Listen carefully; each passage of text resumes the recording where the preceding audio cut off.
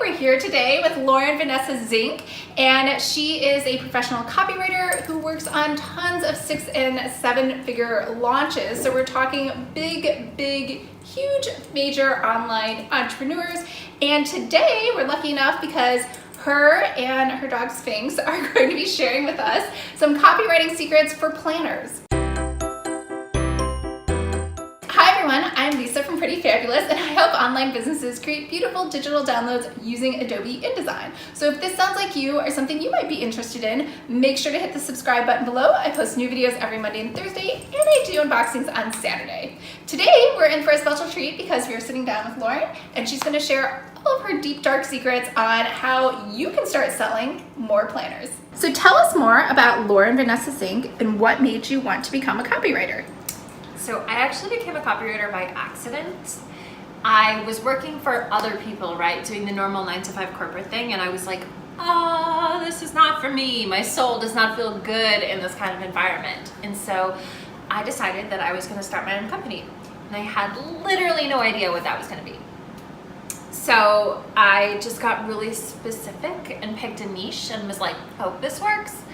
And it was editing for ebooks. And I started attracting in all of these entrepreneurs with online businesses who are using ebooks to grow their list. And they liked my work and they started asking me to write things for them. So soon I was writing blog posts and websites, and then I was like, I can make money doing this. So I started doing it for a living and taking all of these online marketing courses, which I'd never taken an online marketing course before I did this. And it became a business about 5 years ago, and I haven't looked back since. Awesome. So who are some of your clients and what's your specialty? Is it sales pages for live events, courses, year-long masterminds, coaching websites? So my clients are mostly female entrepreneurs who have online businesses. So I have a lot of coaches, a lot of consultants, and a lot of creative people who do amazing things in the world. They have really big visions for themselves. They have really big visions for their business. They travel a lot. They help a lot of people. They have huge audiences. And basically, they stand for something really amazing, and they want a brand and a message and a voice that really reflects that. Awesome. So what's the biggest mistake you see people making when they DIY their own copy?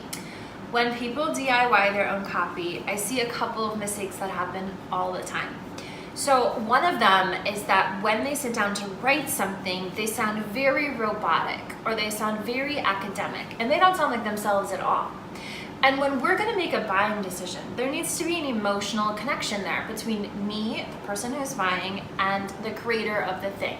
And so obviously if you're doing products, it's a little bit different, but you still need to energize what you're writing with this fun, emotion-driven type of copy that's conversational, and that's not how most people naturally write. So it gets really hard for people to kind of get into that mode.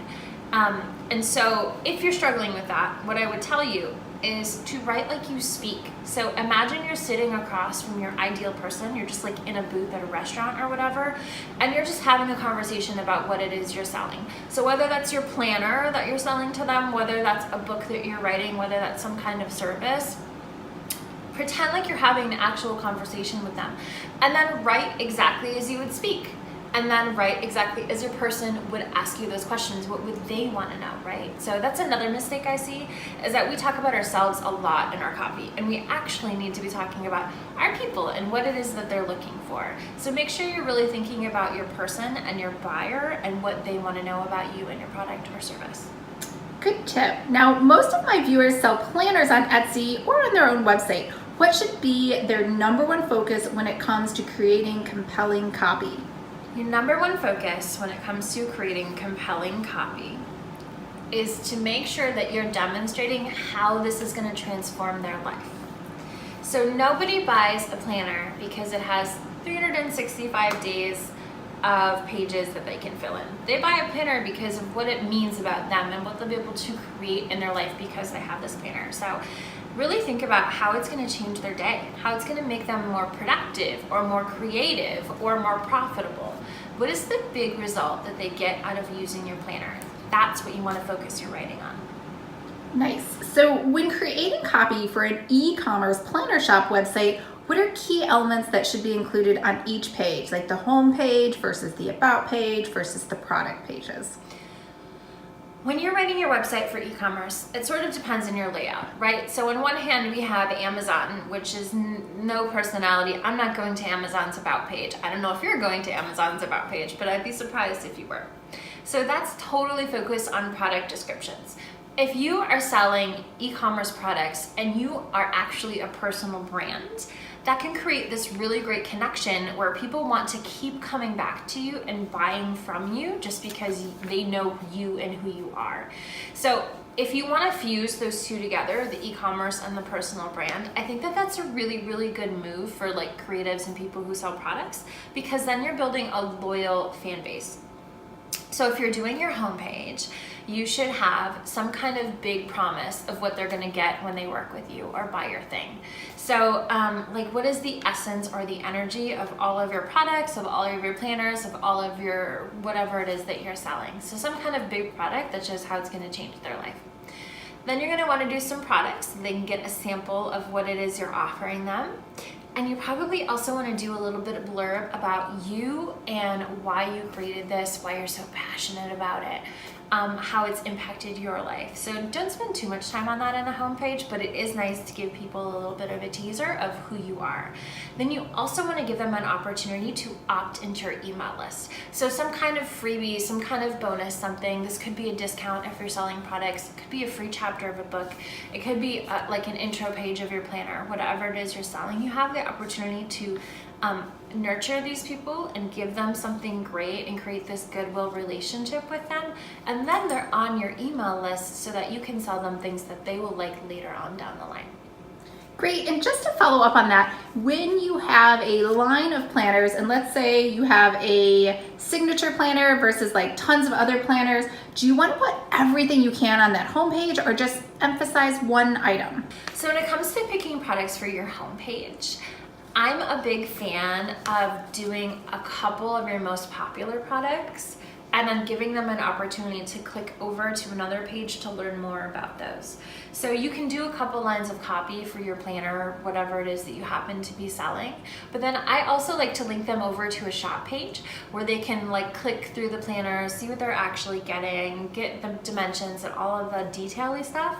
And then if you like this, you might also like this. So you'll see that on Amazon pages. You'll see that on Jenna Kutcher. She's a brand that I really love that I follow. You can check out her website too. She does a really great example of this.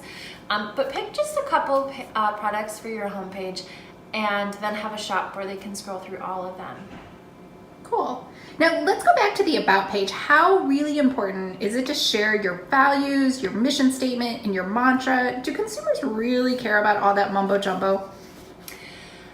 I believe that people care about you and why you do what you do. So when we work in corporate jobs, we hear things like like your customer proposition or whatever, your unique selling proposition.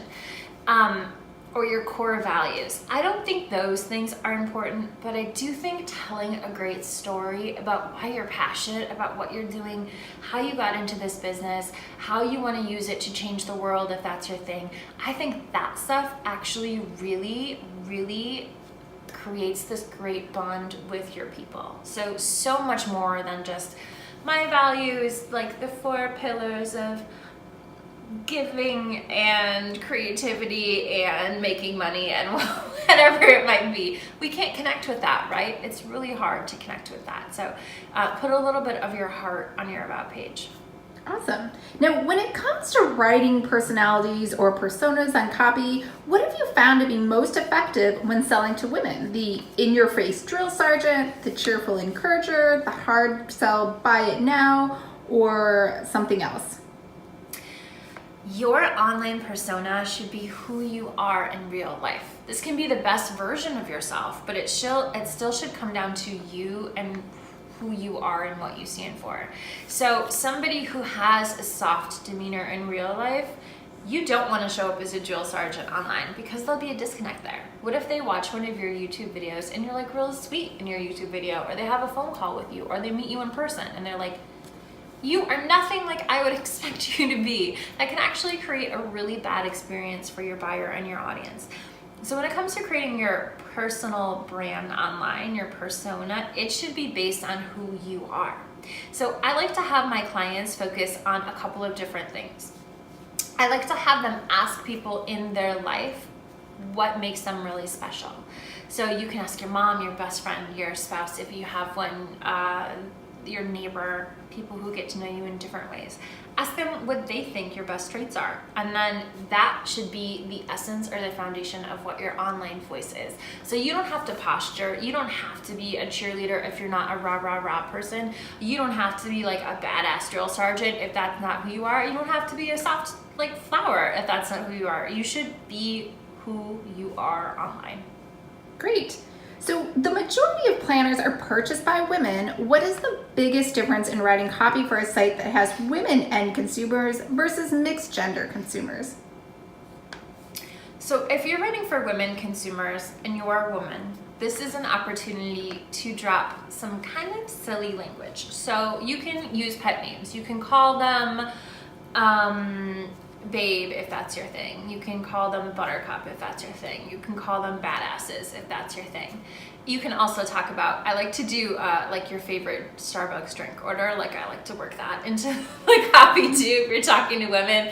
Hashtags, like if you're posting on Instagram, those are things that work really, really well when my clients are talking to women. When you're talking to men, you just basically want to make sure that you don't say the word women or girl or anything like that. People make buying decisions based on their emotions and their connection with you, and that's the same if they're men or women. The only difference that I really see is that you tend to just be a little bit more playful when you're talking to women specifically. It's like you're talking to a girlfriend. You probably wouldn't talk to your man friend the same way you would talk to your girlfriend. Awesome. So if everyone found this way overwhelming, even though it was super valuable, and instead just wants to hire you, what services do you offer and how does that process look like? If you do want done for your copy, done by me, you can come find me at my website. It's www.laurenvanessazink.com, and we can talk all about what having copy written for you would look like. Or what's the best way for people to kind of find you online and stalk you? I am Lauren Vanessa Zink on Facebook. I am Lauren Vanessa Zink on Instagram, and I am Lauren Vanessa Zink on my digital home, laurenvanessazink.com. Great. Ready for the speed round? I'm super psyched for the speed round. Bring it on. All right. Number 1, Mac or PC? Mac. Number 2, iPhone or Android? iPhone. Number 3, ice cream or froyo? Gelato. Ooh, that's a third option. I know. All right. Oh, I went there. Breaking the boundaries. Number 4, chocolate or vanilla? Chocolate. Awesome. All right.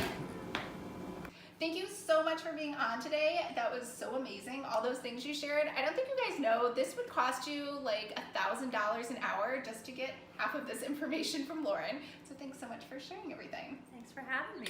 So remember, if you are interested in creating your own planners, make sure to sign up for Planner 101. I will leave that link below. It's a free course. And if you're interested in connecting with Lauren, we didn't mention this, she has a course. You want to tell them about your course? I have several courses, so you can find them all on my website. That's www.laurenvanessazink.com. Awesome. All right. Bye, everyone.